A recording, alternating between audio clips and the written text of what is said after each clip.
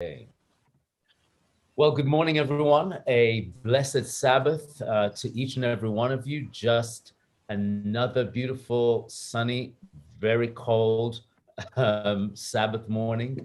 But I want to believe that in spite of the cold outside, we have warmth in our hearts and we have joy in our hearts because we have made it through another week. And I think we can say amen just on that alone. It's been a week, guys. It's been a week. And here we are once again at Metro Mission to come and spend time connecting, communing, and praying with one another. And so we're just grateful that you could make it and be part and parcel of the journey that we're going to be having this morning.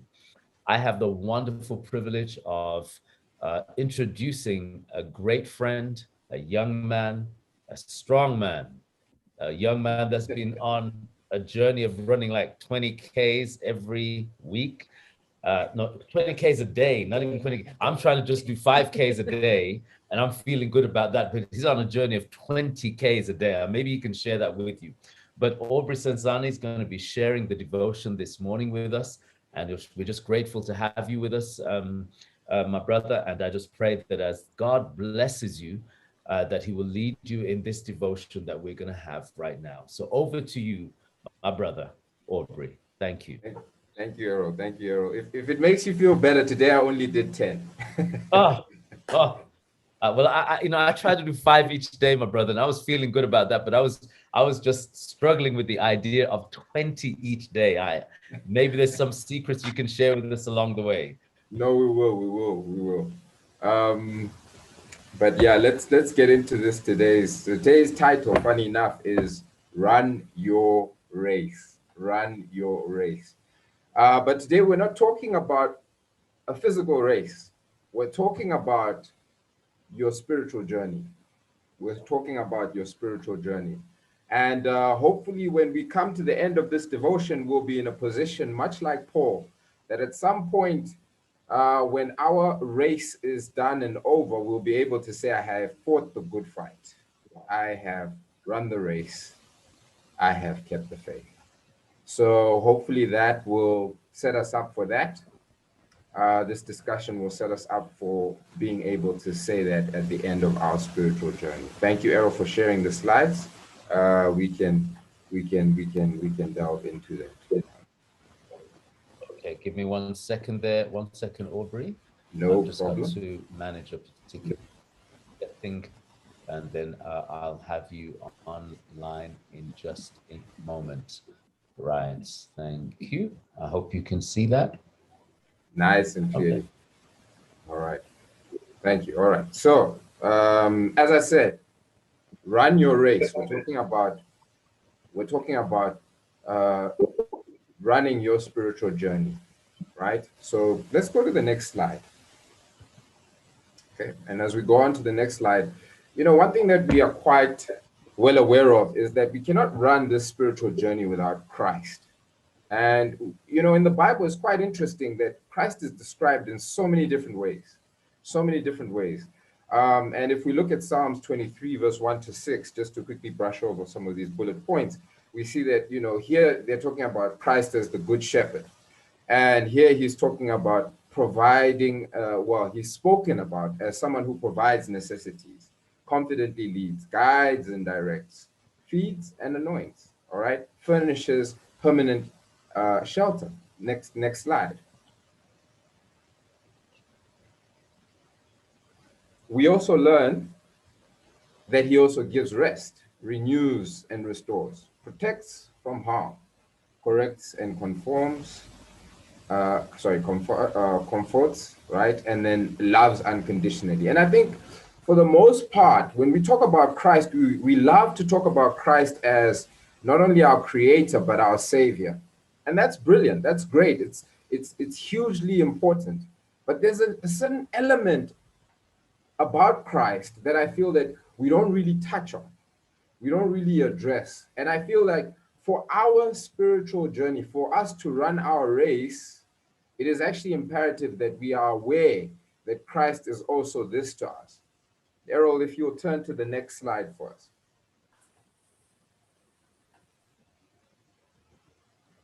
And this is exactly what I'm talking about. We don't talk about Jesus as our liberator, all right, or the liberator, right? If we go to Isaiah 61, verse 1, it says, "The Spirit of the sovereign Lord is upon me, for the Lord has anointed me to bring good news to the poor.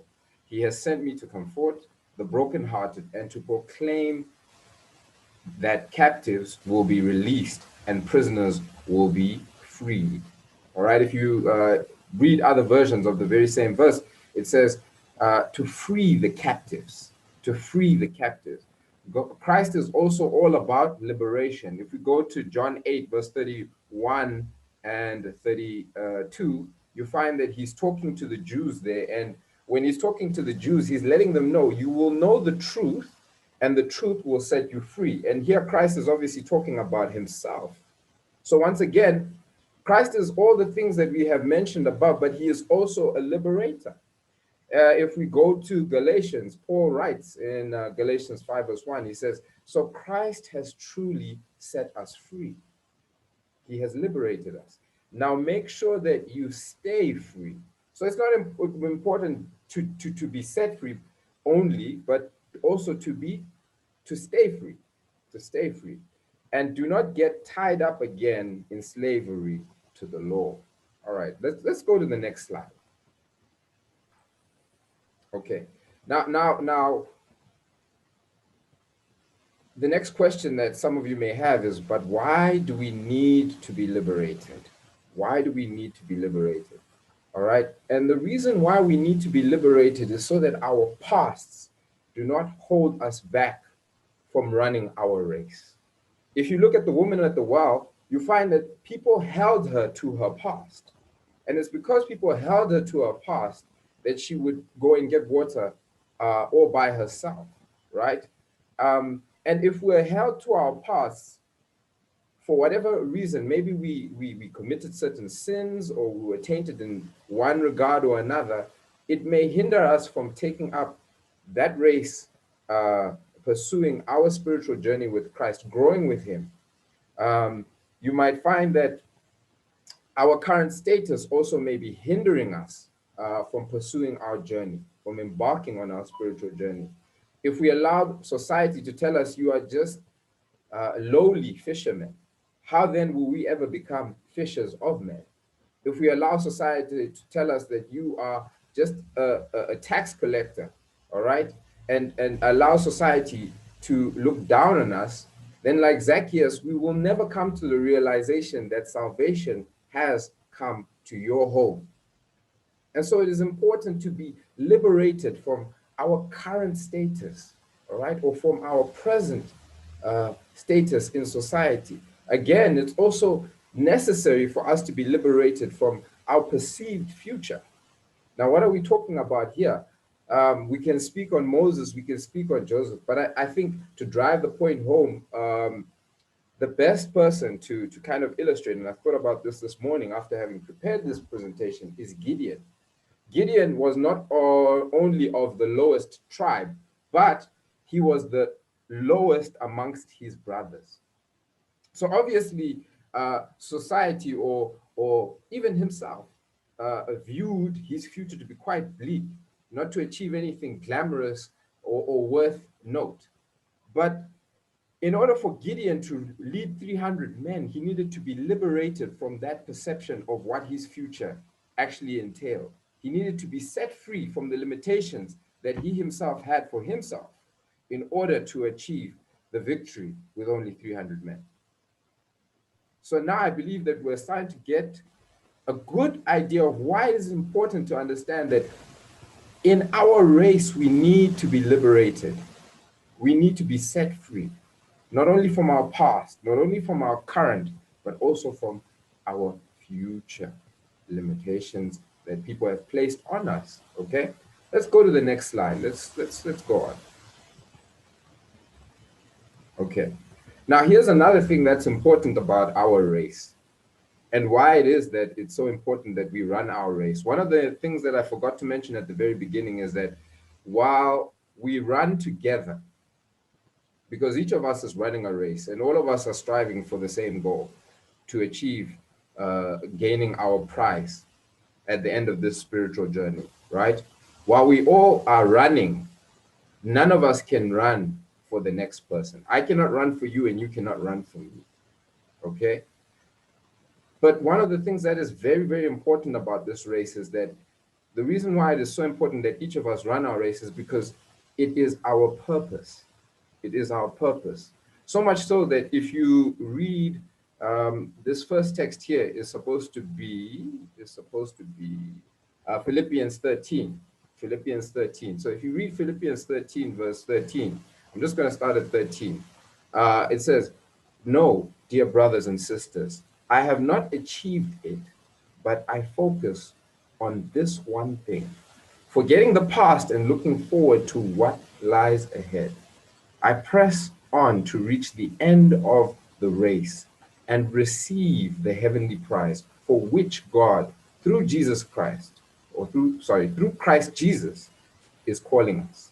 All right? Is calling us. Your race, your personal race is your purpose. It is your calling. It is what you are meant to do on this planet for the time that you are here. In Proverbs, you find that a father is speaking to his sons and he's saying, "Look straight ahead and fix your eyes on what lies before you." All right? "Mark out a straight path for your feet. Stay on the safe path. Do not get sidetracked." It's important that as we run our race, we do not get distracted by the things around. Other texts in the Bible, you might find that they say, "Do not look to the left, do not look to the right. Keep your feet from following evil." Along this race, there's so many things that can distract us. But because this is our purpose, we have to press on. We have to be liberated from all those things that can and will attempt to distract us. Let's push forward. Now, the next question is, practically speaking, how do we actually become liberated or set free? All right, we know that it is only through Christ that we can do that, right? But here's some practical things that we can actually do in our own spiritual journeys to ensure that we remain free or that we are set free. And the first one is to separate ourselves regularly. Something we saw with Christ. Every morning he would separate himself, right? Now, we're not just saying be isolated for the sake of isolating yourself. We're saying isolate yourself so that you can seek God with all your heart, so that you can allow yourself to really soak in God for yourself, all right? Now, the reality is that you are going to risk being watched and scrutinized as you pursue your race, as you follow God as he has instructed you to. This is a reality. But at the end of the day, in order for us to stay liberated, in order for us to fulfill our purpose, we need to allow ourselves to risk being not only watched, but also being scrutinized. And then also, we need to learn to listen and obey God's voice. You know, a lot of the time, even within the church or even within your, your spiritual circles, you might find people telling you to live a certain way, do certain things, but that's not your calling. Those things might not even be wrong, but that's not your calling. We need to be able to get to a place where we understand that what I need to do is to listen and obey God's voice. And then lastly, we need to enter a covenant partnership with God. We need to enter a covenant partnership with God. At the end of the day, the only way that we can run our race is by ensuring that we follow our Creator.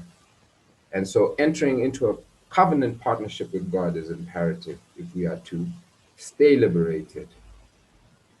Let's move on. I think this might be our last slide. Yes, indeed it is. Having gone through all that we have gone through, ultimately,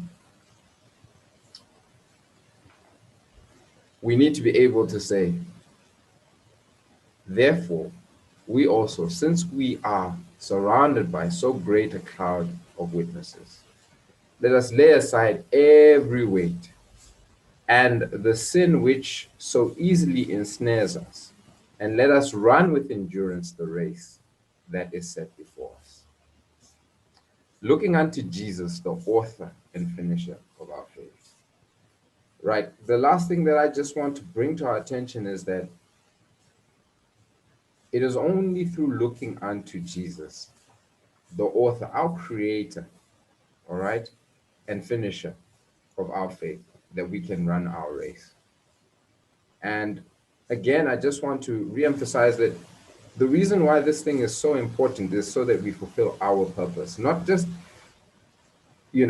making sure that we can get through this spiritual journey, but so that we fulfill our purpose. Because our purpose as individuals is one that is to bring glory and praise to Christ.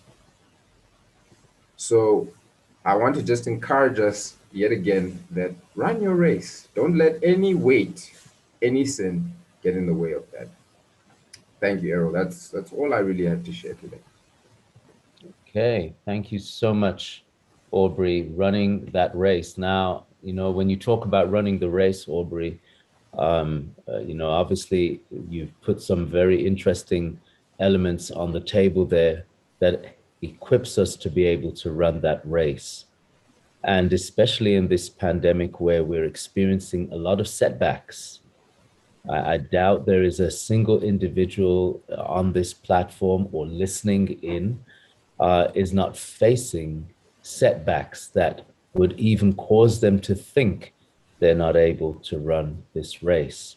I don't know if you have any questions or not questions, but obviously for us to go into the groups, what kind of things would you want us to ponder on? What questions maybe do you want us to engage in around this timely message of running the race?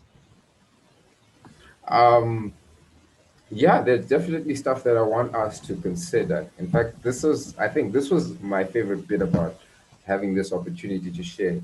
And the question that I want us to begin to ask ourselves is this simply: are there things that are weighing on you, that are stealing from your spiritual experience, that are making your race all the more harder than it ought to? Are there people in your spiritual circle, or are there sins or things that are hindering us? And I want us to begin to address and question, how is it that we can lighten the load to make our spiritual lives all the more easier, so such that they are not a burden, but a joy? No, that's really good.